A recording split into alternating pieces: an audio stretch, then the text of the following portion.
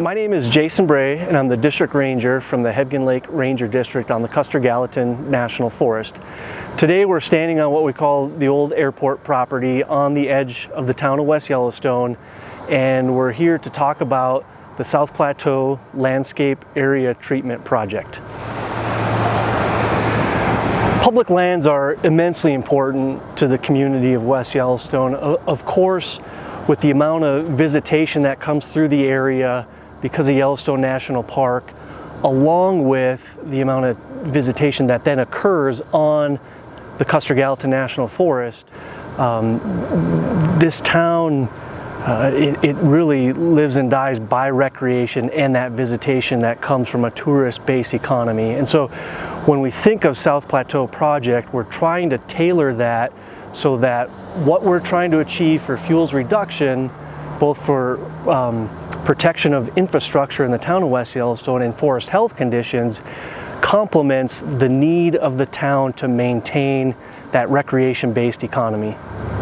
Since 2010, the Hebgen Lake Ranger District has worked to improve forest health conditions, reduce fuel loading, and enhance wildlife habitat throughout Hebgen Basin. With the Hebgen Basin Fuels Project, it moved over to the Lonesome Wood 2 project on the west shore of Hebgen Lake. We did some work thinning for forest health and fuels reasons within Rendezvous ski trails, and then most recently we moved to a decision for North Hebgen project in the north side of the basin. So if you look at project areas and how they fit across the landscape, across the basin, the South Plateau project is the next logical step when we look at fuels and forest health.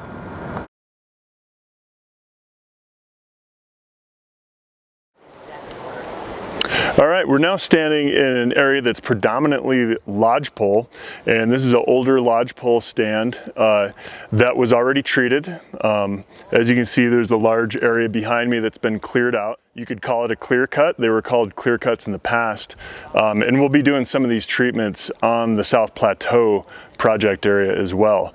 The difference between, what you might have in your mind of what a clear cut is, you're thinking hundreds, maybe thousands of acres on the landscape. That's not what's going to be happening here on the South Plateau project.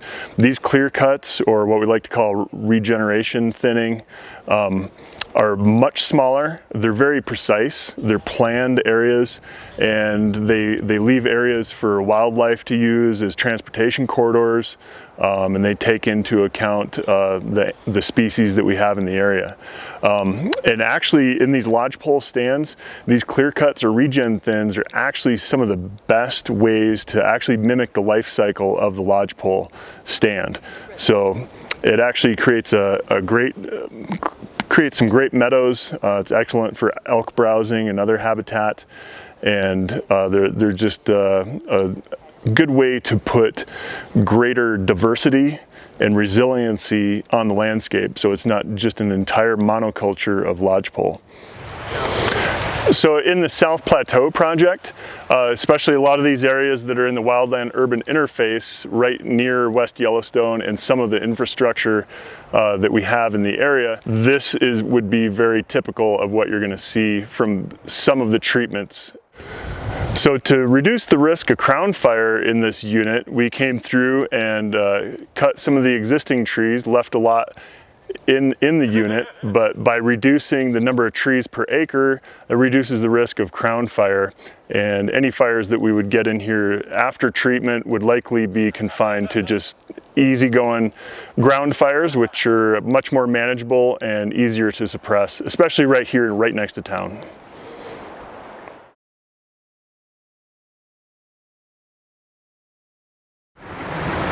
We're standing within the South Plateau project area, specifically at Whiskey Spring, which is the source supply for the town of West Yellowstone's municipal water supply. In fact, during most years and most times of the year, this is their sole supply for water without having to use well water. So when you think about infrastructure and fuels reduction within the project area, it's not just about protecting the town of West Yellowstone proper or doing fuels work to mitigate concerns for Forest Service infrastructure. We have things like Whiskey Spring water supply, Bonneville Power Administration power lines within the project area, and so we're focusing hard to ensure that we can do what we can to mitigate fuels concerns for future fire potential within the project area.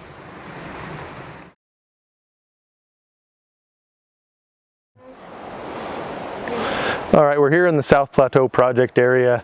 A good proportion of the area is dominated by lodgepole pine in kind of a middle age class. You can kind of see that back behind me right here. This is kind of a stem exclusion stand. The stand's grown up enough to where the trees have self-pruned and there's very little understory vegetation. Some of the treatments that we're going to do in South Plateau, depending on the size of the trees and the age and things, they'll thin some of this out and allow more sunlight to hit the surface, and will encourage growth of grasses, forbs, shrubs, and a new layer of trees that'll come up in the understory. In the long term, that'll contribute to high quality multi-story habitat for lynx. It'll also provide forage for other species like elk and deer, and provide some heterogeneity on the landscape that provides different forage sources for bears and other animals.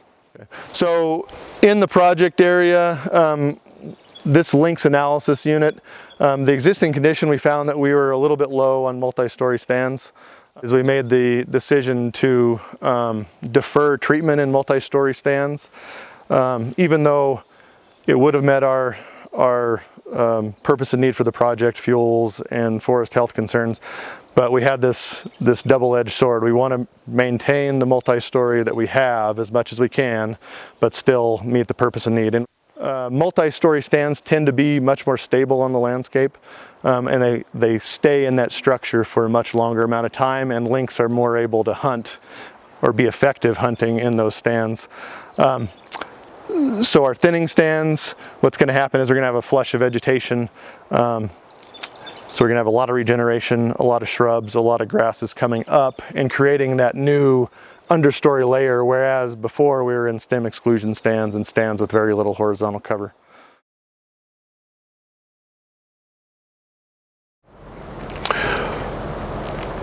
When taking into consideration both our summer and our winter recreational use, we built some sideboards. We identified some sideboards pretty quickly that we wanted to build into the project.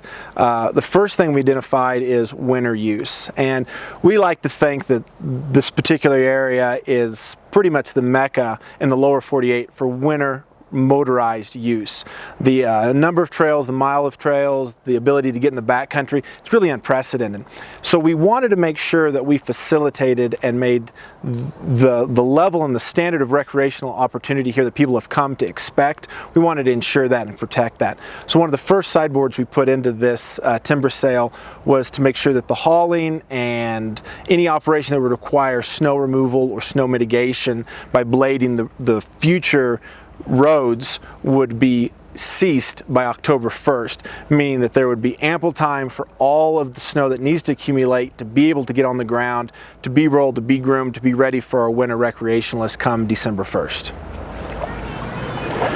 So I just want to thank you all for listening to and watching this video today, and just a reminder that as part of the South Plateau project, we are having a combined scoping and draft EA release. And what that means for the public is that we will have one opportunity to provide public comment on this project. So please ask that you participate, ask questions. My staff and I are here to answer questions about the project, and look forward to receiving your comments. Thank you.